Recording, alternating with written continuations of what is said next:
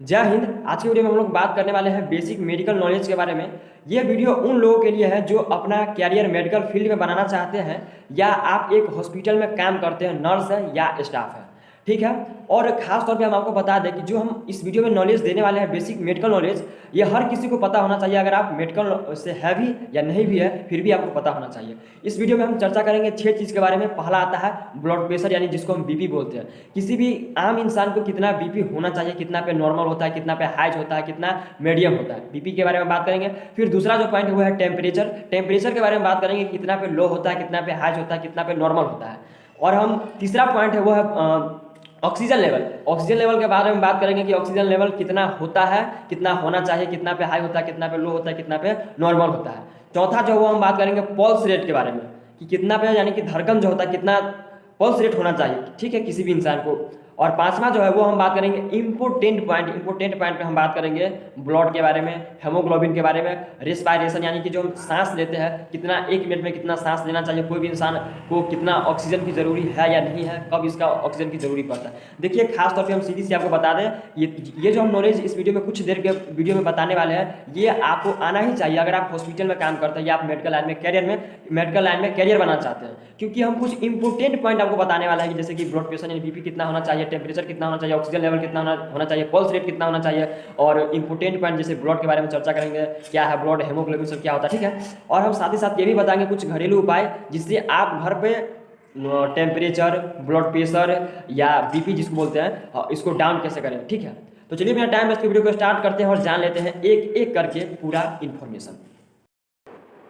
तो चलिए सबसे पहले हम लोग जानते हैं ब्लड प्रेशर यानी बीपी के बारे में, कि किसी भी इंसान के कितना ब्लड प्रेशर होना चाहिए, कितना पे हाइज माना जाता है, कितना पे बढ़ा माना जाता है, कितना पे नॉर्मल होता है, कितना पे लो होता है, सब हम लोग चर्चा करेंगे एक एक करके। देखिए, 18 साल से जो ऊपर होता है उन्हीं का बारे में हम चर्चा करेंगे बीपी के बारे में, ठीक है। तो देखिए 120/80 अगर किसी भी व्यक्ति का बीपी है 120/80, तो नॉर्मल माना जाता है, किसी प्रकार के उसके बीपी में दिक्कत नहीं है।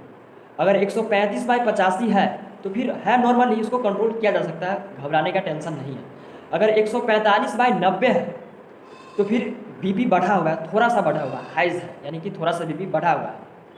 और 150 से अगर ऊपर है, 150/95 से अगर बीपी ऊपर है तो वेरी हाइज, यानी कि बहुत ही ज़्यादा बीपी बढ़ा हुआ है। तो इस कंडीशन में आपको डॉक्टर के पास जाना चाहिए। अगर 150 से ऊपर है तो, अगर 135 तक है तो फिर आपको मेंटेन किया जा सकता है बीपी को घर पर ही, ठीक है। कुछ टैबलेट आता है जैसे कि एम्लोकाइनेटी हो गया, एम्लोबास एच हो गया, ठीक है, बहुत सारा टैबलेट आता है।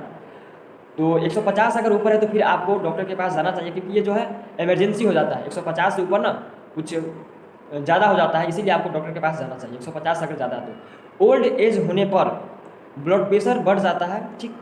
अगर किसी भी व्यक्ति का, यानी मान लीजिए अगर 50, किसी भी व्यक्ति का एज अगर 40 से ज़्यादा है, 50-55 है, तो उसका बीपी जो है नॉर्मली 135 तक रहता ही है, 130 से ऊपर ही रहता है, 130 से 140-45 के बीच में रहता है। तो उसको घबराने का दिक्कत नहीं है, क्योंकि ओल्ड एज होने पर ब्लड प्रेशर की मात्रा थोड़ा बढ़ जाता है।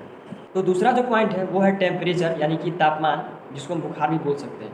किसी भी इंसान के शरीर में कितना टेम्परेचर पे बुखार माना जाता है, कितना पे हाई होता है, कितना पे लो होता है, ये हम जानेंगे। तो देखिए 91 डिग्री से लेकर के 98.6 डिग्री अगर किसी भी इंसान के शरीर में टेम्परेचर है तो उसका जो नॉर्मल है वो टेम्परेचर नॉर्मल है, बुखार नहीं है, घबराने की दिक्कत नहीं है।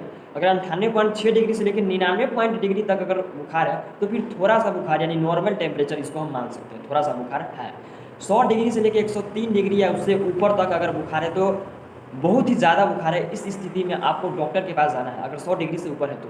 अगर 100 डिग्री से नीचे है, जैसे 99 डिग्री है, तो फिर आप नॉर्मली पैरासीटामोल टैबलेट आता है, इसको इस्तेमाल कर सकते हैं, या आप पानी की पट्टी घर पे आप कर सकते हैं, तो फिर टेम्परेचर आपका डाउन हो जाएगा। लेकिन अगर 100 से ऊपर है, जैसे कि 102, 103, 104 है, तो फिर ये अधिक टेम्परेचर हो जाता है, इसमें आप डॉक्टर से संपर्क लें। ये अब हम बात करते हैं तीसरा पॉइंट, जो कि ऑक्सीजन लेवल है। ऑक्सीजन लेवल कितना होना चाहिए, कितना पे कम होता है, कितना पे ज़्यादा होता है, ठीक। सबसे पहले हम आपको बता दें कि ऑक्सीजन लेवल को मापने के लिए ऑक्सीमीटर का इस्तेमाल किया जाता है।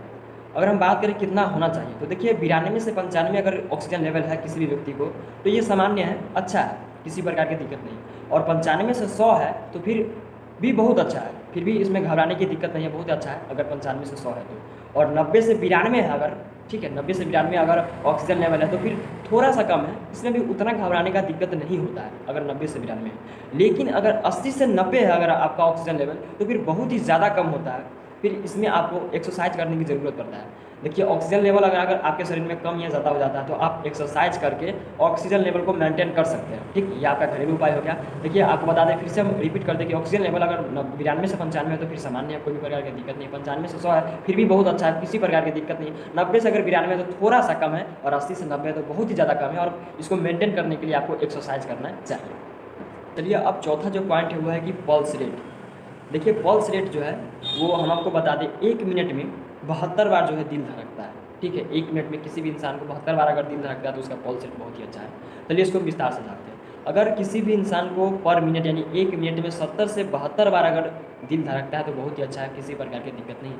अगर 1 मिनट में 61 से लेके 81 तक अगर दिल धड़कता है, ठीक है, 1 मिनट में 61 बार से लेके 81 बार तक दिल धड़कता है तो नॉर्मल है, माध्यम है, इसमें भी किसी प्रकार की दिक्कत नहीं है। लेकिन अगर 90 से लेके 120 बार तक दिल धड़कता है 1 मिनट में तो फिर बढ़ा हुआ है, बहुत ही ज़्यादा बढ़ा हुआ है, फिर इसमें थोड़ा सा दिक्कत हो सकता है। अगर तो फिर इस कंडीशन में आप डॉक्टर से संपर्क लें, डॉक्टर से जाकर आप सलाह लें कि क्या कैसे होना चाहिए। दोस्तों अब हम लोग जानेंगे 5वां पॉइंट के बारे में, जो कि काफ़ी ज़्यादा इंपॉर्टेंट है। इसमें हम लोग जानेंगे ब्लड के बारे में, हेमोग्लोबिन के बारे में, जिसको हम शॉर्टकट में एचबी बोलते हैं, और फिर जानेंगे रेस्पायरेशन रेट यानी सांस लेने की गति के बारे में। ठीक, सबसे पहले हम जानते हैं ब्लड के बारे में, खून के बारे में। तो देखिए ब्लड जो हो मेल में 5 से 6 लीटर होना चाहिए। ठीक, ब्लड मेल में 5 से 6 लीटर होना चाहिए, और फीमेल में 4.5 लीटर से 5.5 लीटर होना चाहिए फीमेल में।